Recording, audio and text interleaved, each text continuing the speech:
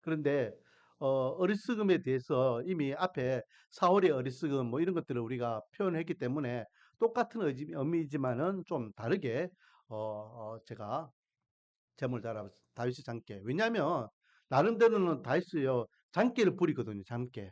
오늘 본문에 보면 크게 두 번 그렇게 하는 것을 보게 됩니다. 그 결과가 어떤지 한번 말씀을 통하여 나누어 보도록 하겠습니다.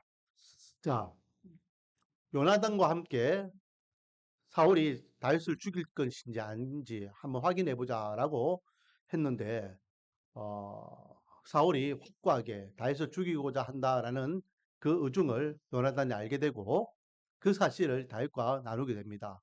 더 이상 사울 앞에 설 수 없게 된 다윗은 이제 요나단과 인사를 하고 도망하게 되죠. 그런데요, 멀리 도망가진 않아요. 어? 우리가 저번에 봤지만은 기브온에 있다가 기브온은 사울이 있는 곳입니다. 그곳에 있다가 어디로 도망갑니까? 라모스 도망가죠. 라모스 어디입니까? 사무엘이 있는 곳입니다. 그래서 도망했는데 그곳까지도 사울이 잡으러 오니까 다시 기브온은 내려와요. 내려와 가지고 이제 어, 그 요나단과 이야기하죠. 야, 너희 아버지가 왜 나를 자꾸 죽이려고 하느냐? 막 그랬어요. 그렇죠? 그리고 이제 요나단과 사울이 그 다윗이 초하룻 날에 시사할 때에 아버지가 널 죽일지 안 죽일지 한번 내가 확인해 보겠다 해요. 그렇죠? 그리고 요나단이 아버지 널 죽이려고 하는 게 맞다라고 해서 인사를 하고 떠나는데 떠나서 움직이는 곳이 어딨냐면 오늘 본문 21장 1절에 다윗이 어디에 갔다? 롭에 갔다 해서 롭. 이 땅은요, 또 바로 옆이에요. 바로 너무 먼 거리가 아닙니다. 이곳이 무엇이냐면은 제사장이 하나님 앞에 제사 드리는 곳이더라라는 거죠. 그곳에 가니까요, 아히멜렉 제사장이 다윗을 영접하게 됩니다. 그런데 어? 왜 다윗이 혼자 왔지? 무슨 일이야? 라고 의구심을 발휘하니까 다윗이 첫 번째 장기를 부립니다. 뭐라고 어떤 장기를 부리느냐? 2절 말씀 한번 읽어보겠습니다. 2절 시작. 다윗이 제사장 아히멜렉에게 이르되 왕이 내게 이를 명령하고 이르기를 내가 너를 보내는 것과 내게 명령한 일은 아무것도 사람에게 알리지 말라 하시기로 내가 나의 소년들을 이러이러한 곳으로 오라고 말하였나이다. 자, 다윗이요 군사들을 안 거느리고 왔다는 거예요. 왜? 혼자 지금 도망다니는 신세가 되기 때문에. 그래서 왜 다른 군들 없이 다른 수하 장수들 없이 혼자 온 것에 대해서 아히멜렉 제사장이 의무를 제시하니까 뭐라고 답합니까? 사울 왕으로부터 음, 비밀 비밀 명령을 지금 받아서 수행하고 있는 중입니다. 그렇기 때문에 제가 다른 수하 장병 병사들을 안 거느리고 왔습니다라고 거짓말을 하는 거예요. 왜냐하면 가까운 거리이기 때문에 혹시 이 아히멜렉이 다윗이 자기에게 왔다라는 이야기를 사울에게 보고할 수 있으니까 그것을 숨기기 위해서 사울의 심부름, 사울이 명령한 비밀 수행을 감당하기 위해서 왔습니다. 라는 거예요. 그러면서 우리 급하게 온다고 아무것도 준비하지 못했는데 먹을 거 있으면 좀 먹을 거 주세요. 라고 이야기하죠. 그러면서 3절 말씀해 보니까 떡을 몇 개를 요구합니까? 5개를 요구해요. 5개. 여기에서 우리가 추측해 볼 수 있는 것은 다윗이 예화 병사들을 거느리고 있지 않기 때문에 다윗은요 그 앞에 군대 장관이었고 또 천부장이었습니다. 천부장이라는 것은 적어도 1000명의 병사를 거느리는 군대 장관을 이야기하는 오늘날 이야기하면 연대장급이에요. 음. 그렇기 때문에 예하 부대가 없다는 의미에서 아비멜렉이 물어볼 수도 있고 진짜 다윗이 혼자 왔을 수도 있어요. 그렇죠? 그런데 다윗은 뭐라 이야기합니까? 지금 나 혼자 비밀 수행을 하기 위해서 비밀 임무를 수행하기 위해 급하게 왔다. 지금 다른 소년들 그러니까 다른 내 부하들 보고 어디 어디로 모이라고 명령했기 때문에 그쪽으로 올 것이다라고 이야기했는데 여기에서 우리가 생각할 수 있는 것은 다른 소년들은 자기 예하 부대를 이야기할 수 있어요. 그러니까 부대는 다른 지역에 집결하려고 명령하고 지금 나 혼자 지금 제사장에게 온 겁니다라고 이야기할 수 있어요. 그러면서 자기 최측근 측근 5명만 지금 자기와 함께 5명만 지금 아히멜렉을 만나러 온 것이다라고 생각할 수도 있고, 또 한 가지, 여기서 나의 소년들을 이리로 오라고 한 것은 다른 예합 부대들을 전부 다 이야기하는 것이 아니라 지금 다윗은 혼자 왔지만 음, 나머지 나와 함께할 임무를 수행할 다른 친구들이 그곳을 오려고 지금 이야기했다. 그 사람이 이제 4명 정도 된다라고 추측할 수 있습니다. 그래서 다윗이 떡 5개를 요구하는 거예요. 떡 5개. 이것은 나중에 예수님께서도 여기에 대해서 언급하시죠. 예수님께서 언급하시면서 예수님이 뭐라 하십니까? 다윗과 함께한 자들이 제사장 외에는 먹지 못할 진설병을 먹지 않았냐라고 말씀하셔요. 그러니까 다윗은 한 명이었다, 한 명이 아니었다? 한 명이 아니었다는 거예요.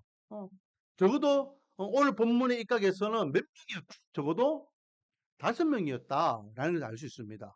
그렇기 때문에 떡을 5덩이를 요구하게 되고, 제사장이 우리에게는 아무것도 없다. 정말 원한다면은 진설병밖에 없는데 그거라도 줄까? 라고 이야기해요. 그러니 우리가 지금 아무것도 준비하지 않아서 너무 배가 고프다. 그러니까 달라라고 이야기하니 제사장이 이거는 보통 떡이 아니다. 그러므로 너희들이 이것을 먹기 위해서는 깨끗해야 된다. 그래서 적어도 여자를 가까이 하지 않은 사람만이 이 떡을 먹을 수 있다. 라고 이야기해요. 그때에 다윗이 뭐라 대답합니까? 괜찮습니다. 하면서 대답하기를, 자, 5절을 한번 읽어봅시다. 5절 시작. 다윗이 제사장에게 대답하여 이르되 우리가 참으로 3일 동안이나 여자를 가까이 하지 아니하였나이다. 며칠 동안 가까이 하지 않았다? 3일. 왜 3일이라고 할까요? 다시 요나단과의 이야기를 한번 돌아보겠습니다. 요나단과 이야기할 때에 20장 5절 말씀, 우리 한 장 앞으로 당기면 20장 5절 말씀 제가 한번 읽어볼게요.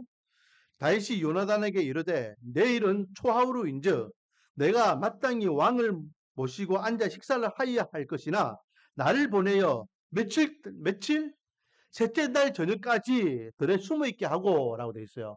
그러니까 적어도 3일 동안은 들에서 바위 뒤에서 숨어 있겠다는 겁니다. 그리고 그 사이에 어떻게 한다는 거예요? 그 초하루 시사 자리에 다윗은 가지 않게 되고 왜 다윗이 없느냐라고 왕이 추궁할 때에 요나단이 다윗에 대해서 자기 집에 제사가 있어가지고 갔습니다라고 할 때 사울의 그런 반응을 보기를 원한다라고 하죠. 그래서 3일이 3일. 근데 첫째 날은 사울이 아무 말 안 해요. 둘째 날까지도 다윗이 안 보니까 야 다윗이 왜 없어서? 라고 이야기하게 되고 다윗이 이야기한 대로 요나단이 다윗은 자기 집에 집안 행사에 있어서 갔습니다. 제가 그렇게 갔다 오라고 했습니다. 라고 하고 사울이 노발대발해서 요나단을 막 욕하죠. 그래서 완전 못 쓰려고 합니다. 그 왜 그렇게 욕을 했습니까? 왜 사울이 요나단을 향해서 막 욕을 하면서 화를 냈습니까? 사울이 다윗의 요나단의 왕이 사울의 왕위를 빼앗을 인물이라 생각했기 때문에 데리고 와서 사울을 다윗을 죽이려고 했는데 이 요나단이 결국은 다윗을 놓아준 거나 마찬가지잖아요. 이 바보야, 이 바보 멍충아, 네 왕위를 우리 사울 가문의 왕위를 다윗이 훔치려고 하는 걸 왜 몰라? 그런 인간을 살려주면 어떡해? 그거예요. 그래서 노발대발한 거예요. 자, 그때 얘 며칠 동안 다윗 뒤에 숨어 있는다? 3일 동안. 이틀 동안 숨어 있었어요. 그렇죠? 그리고 바로 높당으로 갔습니다. 그렇기 때문에 다윗과 함께하는 이들이 적어도 며칠 동안은 굶었다? 3일은 굶었다는 거예요. 3일. 3일은 굶었기 때문에 다윗이 이야기하는 거예요. 오늘 본문 다시 5절로 가면 우리가 참으로 3일 동안 여자를 가까이 하지 않았다라는 것은 3일 동안 굶었습니다. 라고 이야기하면서 여자를 가까이 하지 않았다는 것을 정확하게 고백합니다. 그리고 6절에 제사장이 그 거룩한 떡을 주었으니 거기는 진설병 곧 하나님 앞에서 물려낸 떡밖에 없었다. 하나님 앞에 올려진 떡이 아니에요. 이거는 이미 유효기간이 끝난 떡을 이제 다윗과 다윗의 일행들이 먹었다라는 거죠. 그리고 한 가지를 더 요구하게 됩니다. 한 가지를 더 요구하는 것이 빈손이니까 혹시 여기 칼이나 창이나 뭐 쓸만한 무기 같은 거 없습니까? 뭐 제사장에게 무게가 뭐가 있겠어요? 하는 게 제사 드리는 직인데 없다. 그런데 한 개 있다, 한 개. 그 한 개가 뭘까요? 바로 골리앗이 사용하던 칼이죠. 9절입니다. 자, 9절 같이 한번 읽어볼까요? 제사장이 이르되 내가 엘라 골짜기에서 죽인 블레 사람 골리앗의 칼이 고자기에 쌓여 에봇 뒤에 있으니 내가 그것을 가지려거든 가지라. 여기는 그것밖에 다른 것이 없느니라 하는지라. 다시 이르되 그것이 또 없나니 내게 주소서 하더라. 자, 여기서 문제. 왜 골리앗의 칼이 여기 있을까요? 왜? 골리앗을 잡아서 골리앗이 갖고 있던 무기들을 다 전리품으로 수거했다면 다른 무기들도 다 있어야 되는데 유독 골리앗 칼만 있는 거예요. 창이나 단창이나 방패 이런 것들은 없어요, 지금. 왜? 왜 그럴까요? 골리앗 칼이 왜 여기 있을까요? 다시 골리앗과 다윗과의 그 싸움을 한번 우리가 생각해 봅시다. 다윗이 물맷돌을 돌려가지고 골리앗의 이마를 맞추고 골리앗이 쓰러져요. 그리고 다윗이 쫓아가죠. 골리앗을 쫓아가가지고 어떻게 합니까? 그렇죠. 골리앗의 칼. 왜? 다윗은 칼이 없었잖아요. 다윗은 그냥 물맷돌만 있었습니다. 그래서 어, 골리앗의 칼을 빼가지고 골리앗의 머리를 쳐버려요. 그리고 어떻게 하죠? 골리앗의 머리를 들고 사울에게 오는 거예요. 그래서 유추해 보면은 한 손에는 골리앗의 머리를 잡고 한 손에는 골리앗을 쳤던 그 칼을 잡고 들고 온 거예요. 이해했습니까? 그래서 이 골리앗 칼이 애굽으로 돌아가지 않고 블레셋으로 돌아가지 않고 이스라엘 땅에 남아 있는 겁니다. 근데 그 칼을 둘 데가 없으니까 어? 제가 이야기했죠. 고대 전쟁은 무슨 전쟁이다? 고대 전쟁은 무슨 전쟁이다? 신들의 전쟁이랬죠. 그렇기 때문에 신들의 전쟁이기 때문에 우리 신이 이기면 적의 신을 어디에 데려갑니까? 내가 믿는 신에 산당에 들어가는 거예요. 왜? 패배한 신이 승리한 우리 신 앞에 굴복시키기 위해서. 그래서 예전에 다시 돌아보면 사무엘 시대 때에 이스라엘 백성들이 블레셋과 싸울 때에 자기들이 앞세울 수 있는 신상이 없기 때문에 무엇을 앞세웁니까? 어? 붓개를 앞세우게 되죠. 붓개를 앞세우는데 붓개를 그들이 패해가지고 이스라엘 패해가지고 뺏기게 됩니다. 그렇죠? 그 뺏긴 붓개가 어디에 가 있습니까? 블레셋 다곤 신상에 가야 다곤 신상. 왜? 하나님께서는 지고 다곤이 이겼다 해서 그 법궤를 다곤 신상에 데려간 거예요. 그런데 하나님께서 그날 밤 다곤 신상을 쳐버리죠. 오히려 다곤 신상이 하나님의 법궤 앞에 무릎 꿇는 현상으로 만들어 버립니다.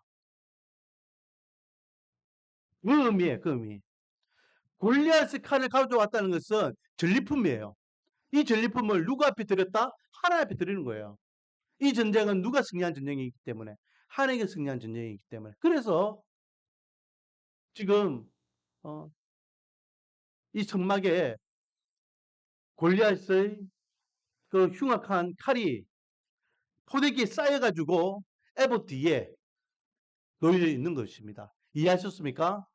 자, 이게 첫 번째 장계인데요. 아이멜렉에게 가서 자기가 왕의 명령을 가지고 비밀 수행하기 위해서 홀로 왔다. 그러면 먹을 것과 칼을 요하게 되는 거죠. 이 장계, 이 장계를 통해서 우리에게 주는 교훈은 뭘까요? 나의 조그마한 장계가 누군가에게는 큰 피해가 된다는 것을 우리에게는 줍니다. 우리도 인생을 살다 보면은 잠깐 어떤 상황을 모면하기 위해서 우리가 장기를 부릴 때가 있어요. 음? 어떨 때는 거짓말을 하고, 어떨 때는 뭐 이렇게 다른 말을 해가지고, 내가 지금 조금 껄끄러운 그런 상황을 난처한 상황을 모면하려고 할 때가 있어요. 하지만은 그 상황이 나는 모면할 수 있는 잠깐의 순간이지만은 그 상대방에게는 그것이 엄청나게 큰 피해가 될 수 있는 거예요. 예를 들어 가지고 내가 거짓말을 했는데 그 거짓말이 그 사람이 회사를 이렇게 공공흉행했다라고 누명을 쓸 수도 있는 거고, 그 사람이 도적으로 몰릴 수도 있는 거고, 다른 사람들이 왕따를 당할 수도 있는 거고, 그런 거예요. 어떨 때는 내 장기를 잘못 잘 굴려가지고 이렇게 공정, 즉 이렇게 흔히들 그거 해달라 하잖아요. 보증 서달라 하잖아요. 그렇게 해가지고 나는 잠깐의 어떤 어려움을 극복했지만 그 사람은 내가 뒤집어 써야 되는 그것을 그 사람의 보증 선물로 인해서 평생 내 빚을 대신 갚는 경우도 있잖아요. 나의 잠깐의 장깨로 인해 가지고 상대방은 엄청난 피해를 당할 수 있다는 것을 오늘 이 다이스의 장깨를 통해 우리에게 깨우쳐 줍니다. 왠지 아십니까? 여러분 여기 보니까 7절에 보니까 어떤 한 인물이 나옵니다. 그 인물이 누굴까요? 7절에 도액이라는 인물이 나옵니다. 도액은요 이스라엘 사람이 아니에요. 에돔 사람입니다. 이 사람은요 누구의 라인입니까? 사울 라인이에요. 사울 사람이에요. 보세요. 그날에 사울의 신하 한 사람 하나님 앞에 머물러 있었는데 하나님 앞에 있었다는 여기 있었다는 거예요. 아시겠죠? 여기 있었는데 그 사람이 도액이었다. 이름은 에돔 사람으로 사울의 목자장이었다. 사울의 목자, 어, 목자들 가운데의 장이었다는 거예요. 이 사람은요 가축을 관리하는 사람이었다는 거예요. 근데 무슨 이유인지 지금 이 자리에 있었는데 이 사람이 봤어요. 아이씨 여기 왔네? 그리고 이 사람이 나중에 사울에게 보고를 합니다. 보고를 하고 그 보고를 통해서 사울이 군대를 이끌고 이 알멜렉을 와요.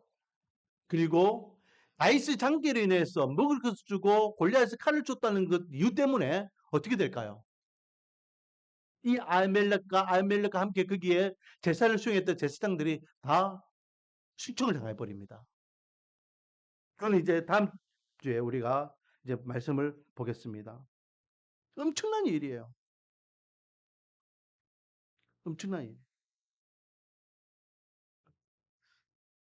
나이 초반의 장깨가 다이스 잠깐의 그 순간을 모면하기 위한 그 장깨가 한 생명도 아니고 엄청난 많은 생명을 주게 돼요. 그에 대해서는 우리가 다음 주에 얼마나 많은 생명이 죽었는지를 한번 보도록 할게요. 두 번째 다이스 장깨. 그렇게 해서 이제 조금 배를 채우고 난 다음에 제가 이야기했죠. 이스라엘 땅에서는 더 이상 도망갈 데가 없으니까 이제는 망명을 결정합니다. 그래서 10절에 보면 그날에라고 되어 있죠. 그날. 그날이라는 것은 아히멜렉을 만난 날을 이야기합니다. 그날에 바로 이동해요. 이동해가지고 어디로 갑니까? 사울을 두려워하여 일어나 도망하여 어디로? 가드왕 아기스에게로 갔다라고요. 가드왕 아기스. 아기스라는 것은 사람 이름을 이야기하고 아비멜렉은 왕호를 이야기하는 겁니다. 왕호. 그날 왕을 그냥 왕이라 안 하고 아비멜렉이라고 하는 거예요. 이렇게 해서 가니까 블레셋 사람들이 다윗을 잡았죠. 그리고 잡아보니까 다윗이 두 번째 장깨를 내어가지고 어떤 모습이었습니까? 미치광이가 되어 있는 거예요. 미치광이가. 자, 여기서 다윗에게 가기 위하여 꾀를 낼 때에 이때의 심정을 밝히고 있는 시가 몇 편이 됐습니까? 그러니까 지난주에 제가 이야기했죠. 땡, 땡. 56편이면 56편. 그래서 자기가 블리츠를 가야 되겠다 마음 먹었지만은 그것이 쉬운 일이 아니에요. 왜?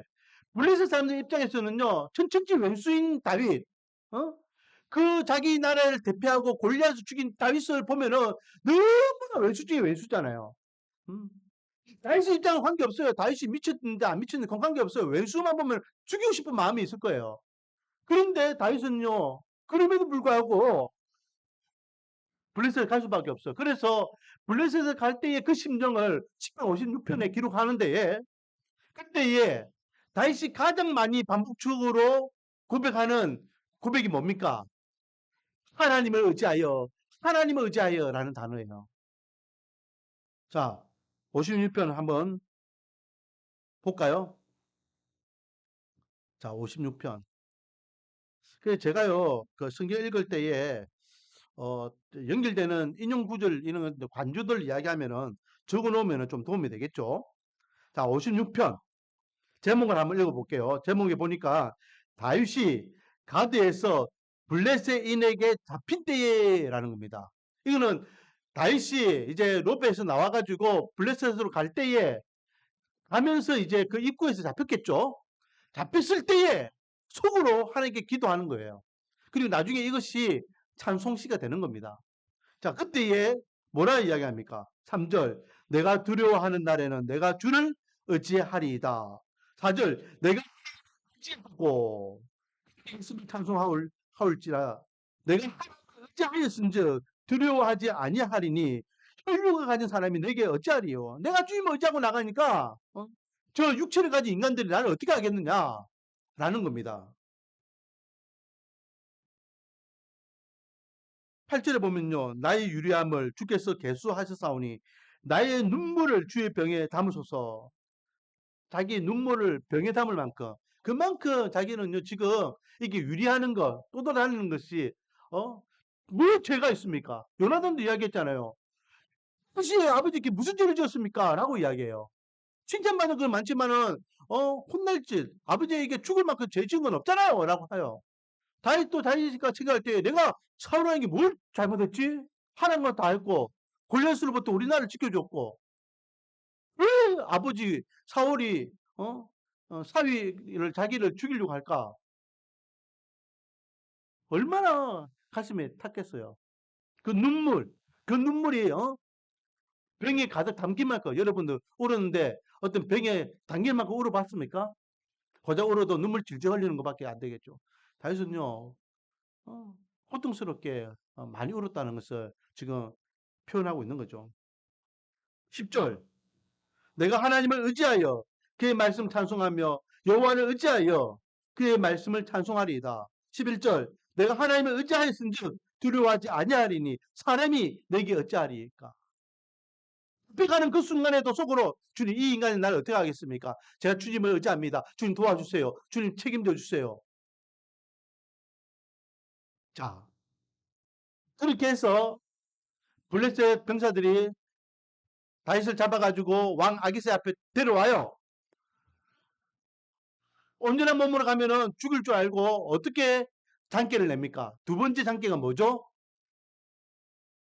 미친 척 하는 거예요. 미친 척. 미친 척 하는데요. 연기를 기똥차게 합니다. 그래서 진짜 미친인 줄 알아요. 침을 질질 흘리면서 벽에 나무에 그 문에다가 등을 막 긁으면 하면 일어나는 거예요. 그러면 좀 불쌍히 여기가지고 야 다윗의 명성이 천천히요 만만히요 했던 그 다윗이 이제 젓가락이 됐구나. 아이고 불쌍해라. 야 그래도 한때는 이스라엘의 대장군이었는데 그래 우리가 좀 품어주자. 들어보니까 사울이 저 인간 죽이려고 저렇게 애쓴다는데 불쌍하다. 이렇게 마음을 먹을 줄 알아요. 그래서 블레셋에 만명 가려고 했는데 자기 계획은 그것이 장교였는데 그 계획이 어떻게 됩니까? 1번 가이사가 다윗을 받아줬다. 2번 문전박대하면 내쫓았다. 1번입니까? 2번입니까? 2번이에요. 2번. 2번 쫓겨남을 당하면서 승 씨가 몇 편일까요? 가이사에게 쫓겨남을 당하면서 승 씨가 몇 편일까요? 땡. 34편입니다. 34편. 34편. 여기에 분명히 34편에 그렇게 돼 있잖아요. 그렇죠? 34편에 제가 한번 읽어볼게요. 제목에 다윗이 아비멜렉 앞에서 아비멜렉은 왕호라 했습니다. 그 가이사가 똑같은 이름이에요. 미친 채 하다가 쫓겨나서 지은 시. 그러니까 오늘 본문 13절부터 15절 말씀이에요. 뭐라고 하면서 쫓아냅니까? 뭐라고 하면서? 자, 13절부터 읽어볼게요. 그들 앞에서 그의 행동을 변하여 이제 연기하는 겁니다. 어? 미친 채 하고 대문짝에 그리며 침을 수염에 흘리며 아기스 그 신하에게 이르되 너희도 보니여 이 사람이 미친 광이로다. 어찌하여 그를 내게로 데려왔느냐. 내게 미친 광이가 부족하였어. 너희가 이 자를 데려다가 내 앞에 미친 짓을 하게 하느냐. 이 자가 어찌 내 집에 들어오겠냐 하니라. 그리고 쫓아낸 거예요. 자, 우리가 저번에 34편 말씀을 나누면서도 언급했지만은 여기에서 주시는 두 번째 교훈, 다윗의 장계 두 번째를 통해서 우리에게 주시는 교훈, 사람이 계획할지라도 그 계획을 이루시는 분이 하나님이라는 거예요. 다윗은요, 자기 나름대로 살려고 완벽하게 계획을 짰고 완벽하게 연기를 했어요. 우리도 보세요. 우리도 아무리 천치지 왼수라도요, 불쌍하게 보이면은요, 봐주잖아요. 불쌍하다, 그래, 봐주자. 그런 마음 있잖아요. 적어도 사울이, 그 다윗이 침 흘리고 뭐 이렇게 미치광이 짓을 한다면, 오늘 성경에는 그냥 뭐 등짝에 이렇게, 대문짝에 거적거리면서 침을 흘렸다 정도인데, 실제로 보면은 더 얼굴이 엉망이었을 거예요. 왜? 3일 동안 밖에서 뒹굴면서 흙먼지 다 집어쓰고, 침을 질질 흘렸으니까 그 침에, 흙과 이런 것들이 범벅이 되어 있을 거고, 옳게 식지도 않았고, 옷도 남겨져 있을 거고, 형편이 몰골이 엉망이었을 거예요. 노숙 때도 이런 노숙자가 없을 거예요. 또 3일 동안 그 더운 지역이기 때문에 안 씻었으면 냄새도 날 거 아닙니까?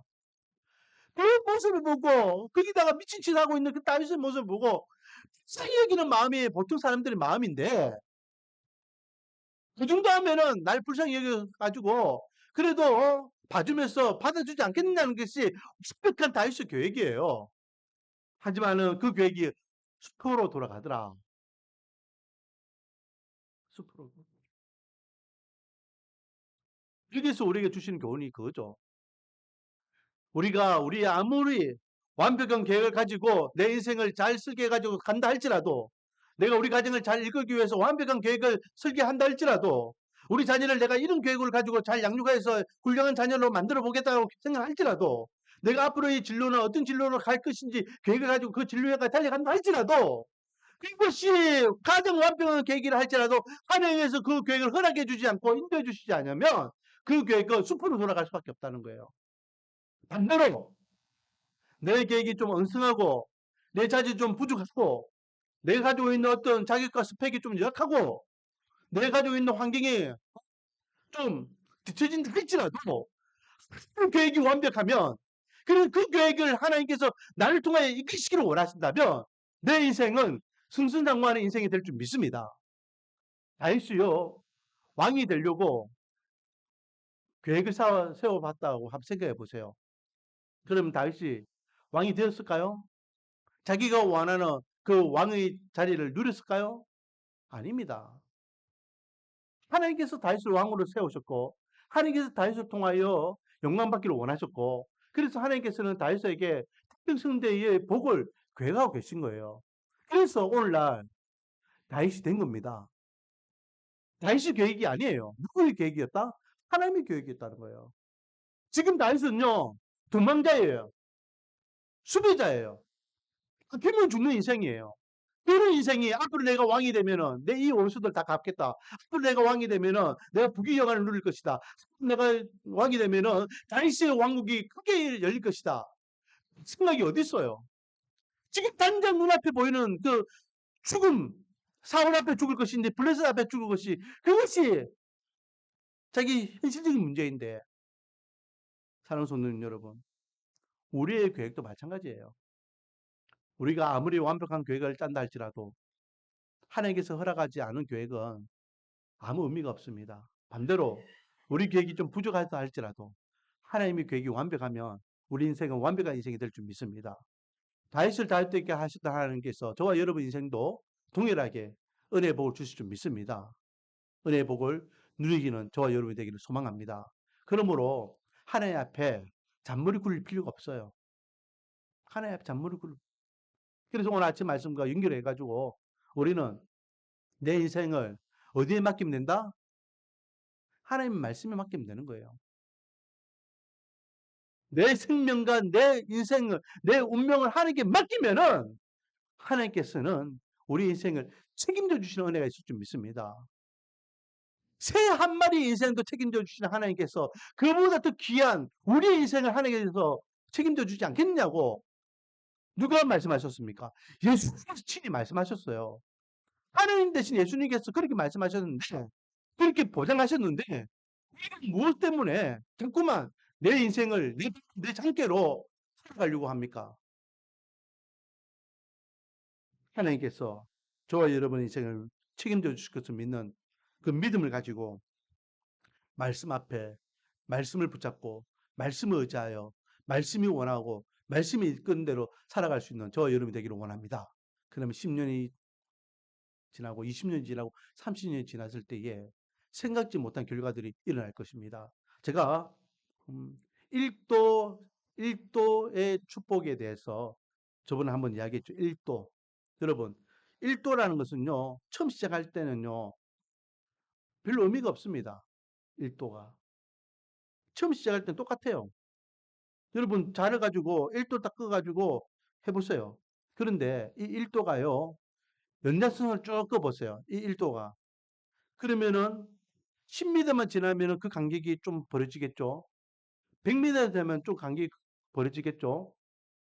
예전에 음, 서울에 가면은 롯데타워 있잖아요. 롯데타워. 롯데타워가 550m거든요. 높이가 550m.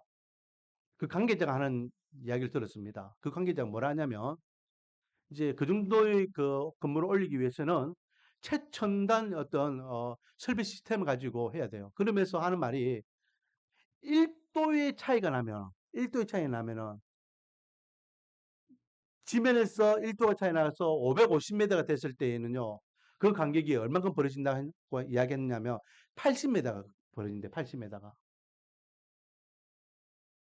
자, 이것을 우리 인생으로 시작하면은 1도 처음 신앙생활 때 하나님을 의지하는 자와 하나님을 의지하지 않는 자 별 차이가 안 날 거예요. 말씀에 내 운명을 맡기는 자와 말씀에 내 운명을 맡기지 않는 자 별 차이가 안 나요. 야, 니나 내나 뭐 똑같네 뭐. 안 되는 안 되고 잘 되는 잘 되고. 그렇게 말씀 지키고 말씀 지킨다고 그렇게 손해보고 말씀 지킨다고 그렇게 네가 발버둥 치는데도 니나 내나 뭐 똑같네 뭐. 아니 오히려 내가 더 잘 되는 것 같은데 그럴 수 있어요. 그런데 여러분 1년이 지나면 달라질 거예요. 5년이 지나면 더 달라질걸요. 10년이 지나보세요. 눈에 보일 정도로 달라질 겁니다. 20년, 30년이 지나면은 확실하게 인생이 달라질 겁니다. 1도의 신앙이 1도의 신앙. 어떻게 여러분 10년, 20년, 30년 후에 하나님 앞에 은혜의 복을 누리는 인생을 살아가기 원합니까? 아니면 하나님 앞에 은혜의 복을 누리지 못한 인생을 살아가기를 원합니까? 다윗은 어렸을 때도 이 장기를 통해서 자기가 이 생명을 한번 지켜보려고 했지만 실패했어요. 하지만 하나님께서 다윗을 붙잡아 줄 때에 다윗은요 위대한 왕으로 성공하게 되는 것을 보게 됩니다. 저와 여러분 어릴 적의 인간의 장기로 지금 당장 먹고 사는 문제, 지금 당장 인생의 문제 극복하려고 하지 마시고 하나님의 말씀에 우리의 인생을 맡겨보시기 바랍니다. 우리의 생명을 맡겨보시기 바랍니다. 우리 가정을 맡겨보시기 바랍니다. 우리 자녀들의 인생을 맡겨보시기 바랍니다. 삶이 달라질 것입니다. 삶이 달라져서 과연 하나님께서 내 인생을 책임져 주구나. 우리 가정을 책임져 주구나. 우리 교회를 책임져 주구나. 우리 자녀들을 책임져 주구나. 감사와 찬양으로 영광 돌린 날이 올 줄 믿습니다. 기도하겠습니다. 아버지 하나님, 오늘은 다윗의 어리석은 모습